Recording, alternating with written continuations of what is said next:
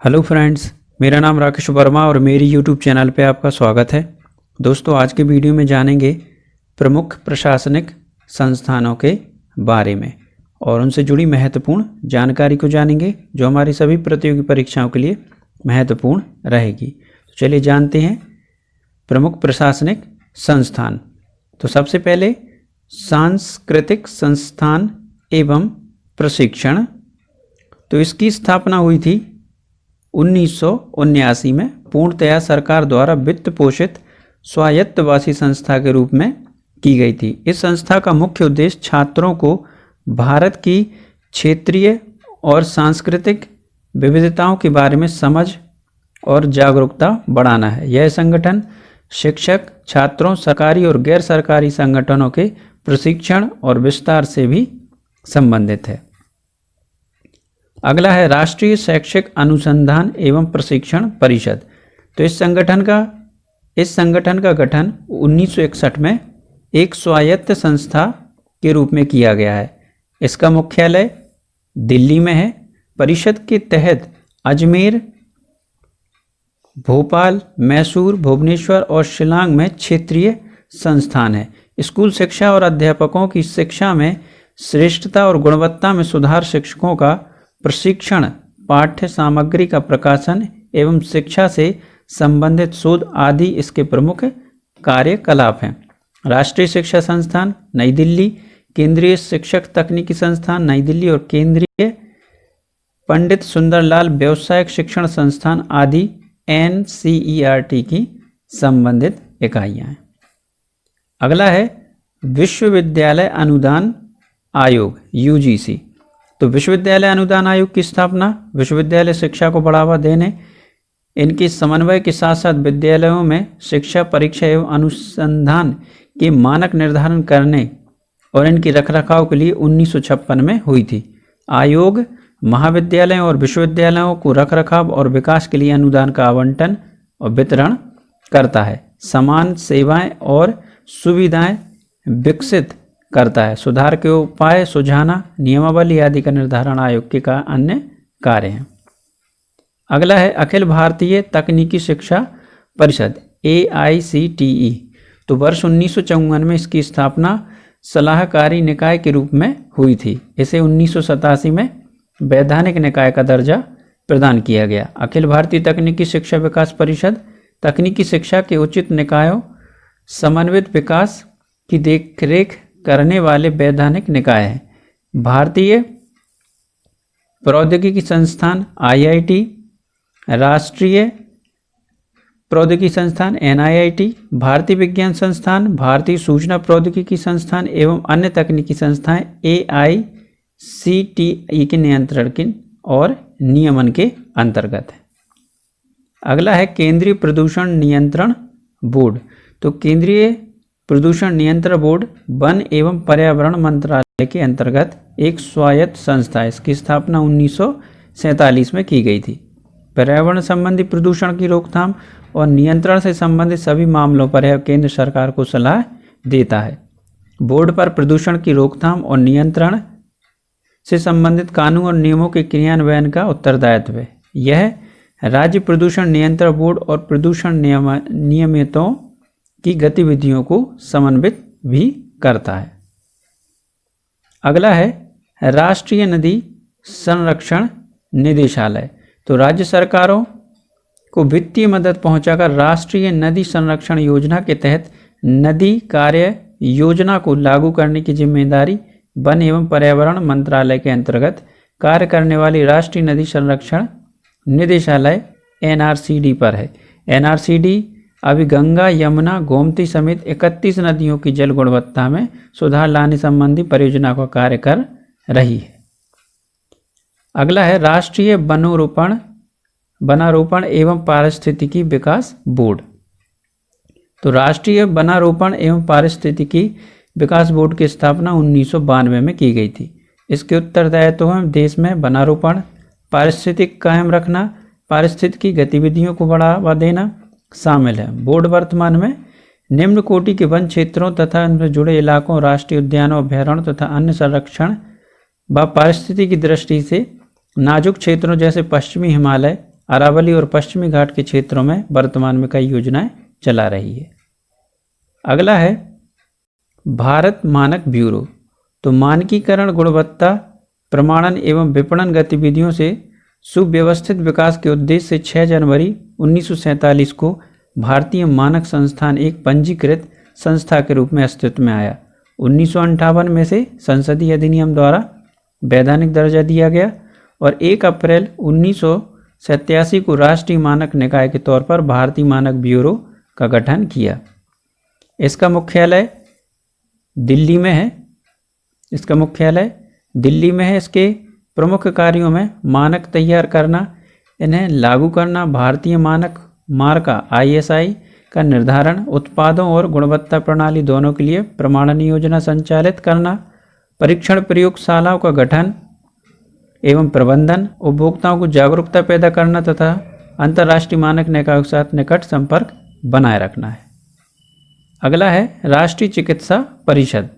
तो राष्ट्रीय चिकित्सा परिषद की स्थापना एक विधायी संस्था के रूप में 1933 में की गई। बाद में 1956, 1993 तथा लिखा है दोस्तों, तथा 2001 में संशोधन अधिनियमों के माध्यम से इनके स्वरूप और कार्यक्षेत्र में परिवर्तन और विस्तार किया गया।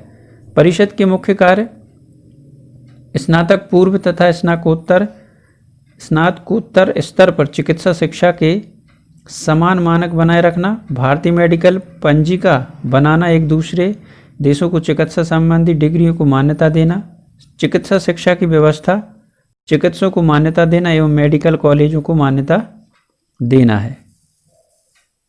अगला है केंद्रीय स्वास्थ्य शिक्षा ब्यूरो। तो 1956 ईसा में स्वास्थ्य सेवा महानिदेशालय के अंतर्गत प्रमुख एजेंसी के रूप में केंद्रीय स्वास्थ्य शिक्षा ब्यूरो की स्थापना की गई।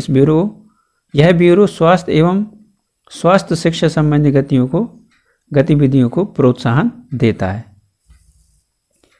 अगला है राष्ट्रीय चिकित्सा विज्ञान अकादमी। सन 1961 में नई दिल्ली में चिकित्सा विज्ञान अकादमी की स्थापना चिकित्सा विज्ञान की प्रगति को बढ़ावा देने के उद्देश्य से की गई। यह अकादमी के लिए फेलो और सदस्यों का चुनाव कर प्रतिभाओं तथा योग्यताओं को मान्यता देती है। अगला है भारतीय खेल प्राधिकरण। तो भारत सरकार ने जनवरी 1984 में भारतीय खेल प्राधिकरण की स्थापना एक पंजीकृत सोसाइटी के रूप में की थी। प्राधिकरण के 6 क्षेत्रीय केंद्र बेंगलुरु, गांधीनगर, कोलकाता, चंडीगढ़, भोपाल एवं इम्फाल में है। भारतीय खेल प्राधिकरण भारत में खेल गतिविधियों के उत्थान, नई प्रतिभाओं की खोज, शारीरिक प्रशिक्षण कार्यक्रम के विस्तार, खेल सुविधाओं के विस्तार, खिलाड़ियों के प्रशिक्षण एवं खेल गतिविधियों के आयोजन के प्रोत्साहन से संबंधित है। अब है अगली राष्ट्रीय न्याय अकादमी। तो न्यायिक अधिकारियों को सेवा के दौरान प्रशिक्षण देने के लिए सरकार अगस्त 1993 में राष्ट्रीय न्यायिक अकादमी की स्थापना की। यह अकादमी भोपाल में स्थित है। इसका पंजीकृत कार्यालय दिल्ली में है। यह अकादमी न्यायिक शिक्षा, शोध एवं प्रशिक्षण के क्षेत्र में उत्कृष्टता के रूप में कार्यरत है। अकादमी के कार्यक्रमों के उद्देश्यों में न्यायिक सुधार और नीति निर्णय के साथ साथ बेहद कुशलता और निष्पक्षता और प्रस्तुति के लिए शोध पत्र सेवाएं शामिल हैं। अगला है भारतीय प्रेस परिषद। इसकी पहली बार स्थापना 4 जुलाई 1966 को हुई थी।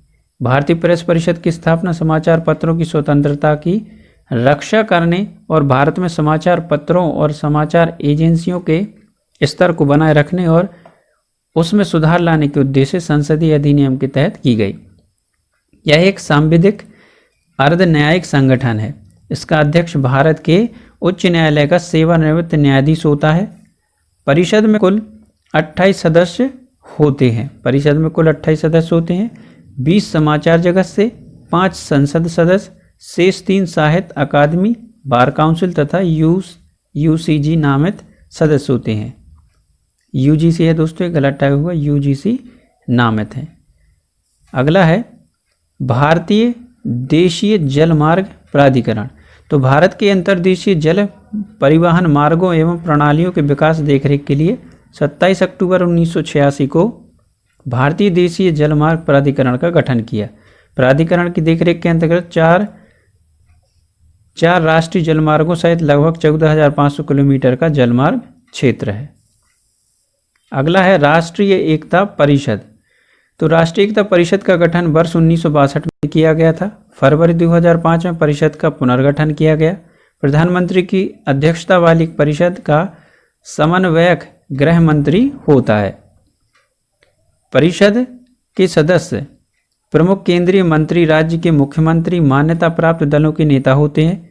इसमें SC ST अल्पसंख्यकों के साथ साथ बुद्धिजीवी, मीडिया और उद्योग जगत के प्रतिनिधियों को भी शामिल किया गया है। परिषद का उद्देश्य विविध उपायों और गतिविधियों द्वारा राष्ट्रीय एकता, अखंडता एवं भ्रातृत्व की भावना को मजबूत करना है। अगला है सशस्त्र बल न्यायाधिकरण। तो सशस्त्र बल न्यायाधिकरण कानून 2007 के अंतर्गत सशस्त्र बल न्यायाधिकरण का गठन निर्णय 2008 में लिया गया। सशस्त्र बल न्यायाधिकरण का अध्यक्ष सर्वोच्च न्यायालय का पूर्व न्यायाधीश होता है, जबकि 29 अन्य सदस्य सैन्य और न्यायिक क्षेत्रों में से हैं। सशस्त्र बल न्यायाधिकरण की 9 पीठ हैं। इसकी मुख्य पीठ दिल्ली में है। सशस्त्र बल न्यायाधिकरण सैन्य कर्मियों के वेतन, प्रोन्नयन व अन्य सेवा संबंधी मामलों समेत अनुशासन और कोर्ट मार्शल जैसे मामलों की भी सुनवाई करता है। अगला है राष्ट्रीय जल विकास एजेंसी। तो राष्ट्रीय जल विकास एजेंसी की स्थापना 1980 में की गई और इस संस्था का मुख्य उद्देश्य प्रायद्वीपीय नदियों और हिमालयी नदियों के जल संरक्षण, इन नदियों को जोड़ने परियोजना की क्रियान्वित करने सहयोग प्रदान करना है। अगला है केंद्रीय जल आयोग। तो केंद्रीय जल आयोग सन 1945 से ही जल संसाधन क्षेत्र में देश का प्रमुख तकनीकी संगठन है। इस संगठन को देश भर में जल संसाधनों के नियंत्रण, संरक्षण और उपयोग की योजनाएं बनाने और क्रियान्वित करने की जिम्मेदारी सौंपी गई है। अगला है भारतीय जनजातीय सहकारी विपणन विकास परिसंघ ट्राइफेड। तो जनजातीय लोगों को व्यापारियों और बिचौलियों के शोषण से बचाने, उन्हें छिटपुट वन उत्पादों और अपनी ज़रूरत से अधिक कृषि उपज के लाभप्रद मूल्य दिलाने के लिए सरकार ने 1987 में ट्राइफेड का गठन किया और यह परिसंघ राष्ट्रीय स्तर की शीर्ष सहकारी संस्था है। अगला है आवासीय एवं शहरी विकास निगम लिमिटेड, इसको हुडको भी कहते हैं। तो हुडको ने सन 1970 के आरंभ से ही आवासीय और शहरी विकास वित्तीय क्षेत्र में सतत और उल्लेखनीय कार्य किए हैं। हुडको को सार्वजनिक क्षेत्र के उपक्रम श्रेणी फर्स्ट के अंतर्गत मिनी रत्न की प्रतिष्ठा प्रदान की गई है। हुडको ने अपनी 4 दशक की मौजूदगी के दौरान शहरी और ग्रामीण क्षेत्रों में लगभग 1.50 करोड़ आवास इकाइयों के निर्माण में मदद की है। देश में औसतन हर 16वें मकान का निर्माण हुडको की मदद से हुआ है। अगला है केंद्रीय हिंदी समिति। तो केंद्रीय हिंदी समिति का गठन 1967 में किया गया।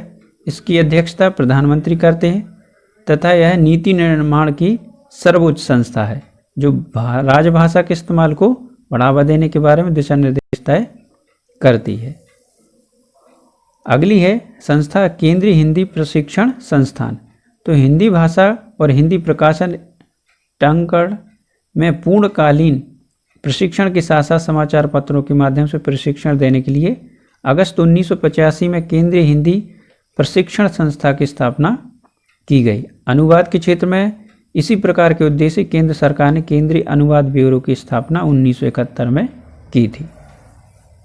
अगला है राष्ट्रीय कानूनी सेवा प्राधिकरण।